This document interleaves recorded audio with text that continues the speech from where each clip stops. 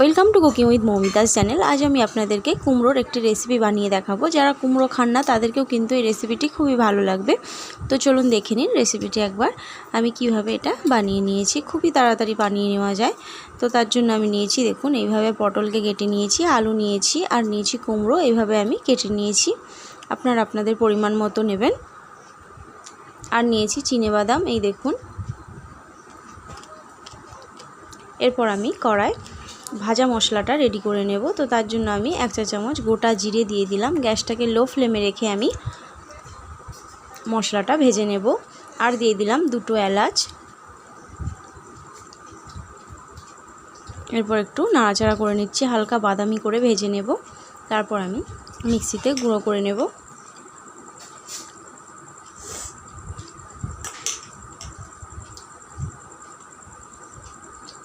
ভাজা হয়ে গেছে, তো সেটা আমি গুঁড়ো করে নিয়েছি। এরপর আমি বাদামগুলো ভেজে নেব। একইভাবে গ্যাসটাকে লো ফ্লেমে রেখে আমি বাদামটা ভেজে নিচ্ছি। এরপর এতে আমি অল্প একটু তেল দিয়ে দিলাম। বাদামটা প্রায় ভাজা হয়ে যাওয়ার পর আমি তেলটা দিয়ে দিলাম। আপনারা চাইলে শুধু তেলেই ভেজে নিতে পারেন। তো বাদামটা ভাজা হয়ে গেছে, হালকা লাল লাল হয়ে গেছে। আমি এরপর তুলে নিচ্ছি বাদামগুলোকে।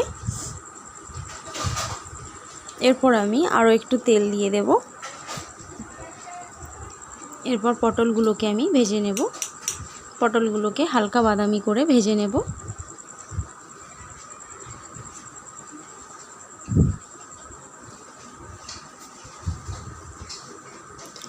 অল্প একটু হলুদ গুঁড়ো দিয়ে দিলাম। তো আমি পটলগুলোকে ভালো করে নেড়ে নিচ্ছি।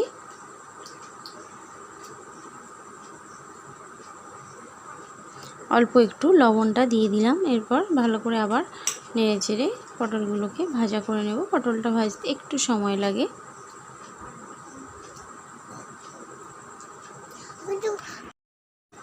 পটলটা ভালো করে ভেজে নিচ্ছি।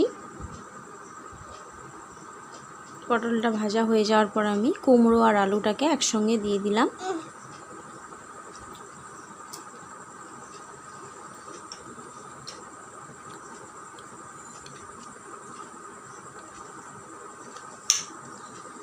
এরপর এতে আমি লবণটা দিয়ে দিলাম।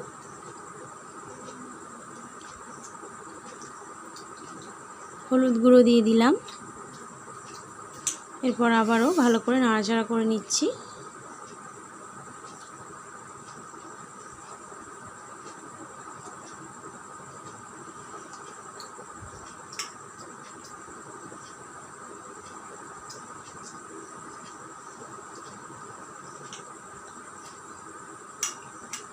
ভাজা হয়ে গেছে, এই দেখুন নাড়াচাড়া নেড়ে নেওয়া হয়ে গেছে। এরপর আমি বাদামগুলো দিয়ে দিলাম।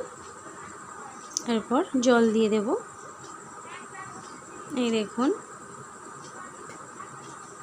এরপর আমি ঢেকে দেব যতক্ষণ না কুমড়ো আর আলুটা সেদ্ধ হয়।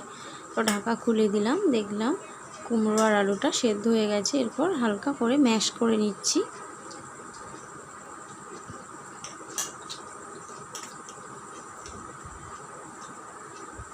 ম্যাশ করা হয়ে গেছে।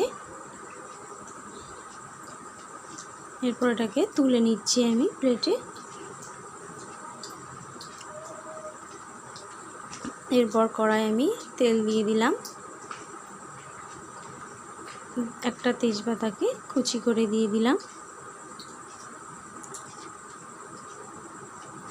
একটা শুকনো লঙ্কা চিড়ে দিয়ে দিলাম। আর 1/2 চা চামচ 5 ফোড়ন দিয়ে দেব। এরপর হালকা বাদামি করে ভেজে নিচ্ছি।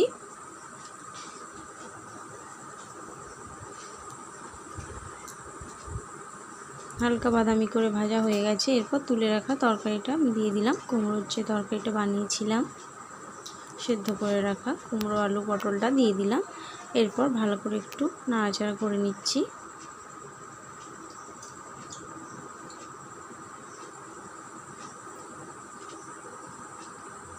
চিনি দিয়ে দিলাম, কারণ একটু মিষ্টি মিষ্টি না লাগলে কুমড়োটা ভালো লাগবে না।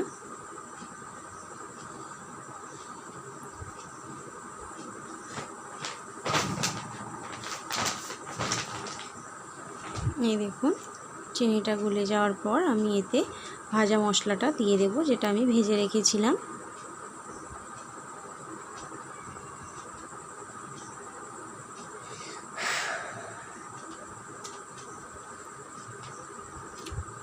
তো আমাদের রেডি হয়ে গেল কুমড়োর রেসিপিটি। আপনারা অবশ্যই বাড়িতে ট্রাই করবেন।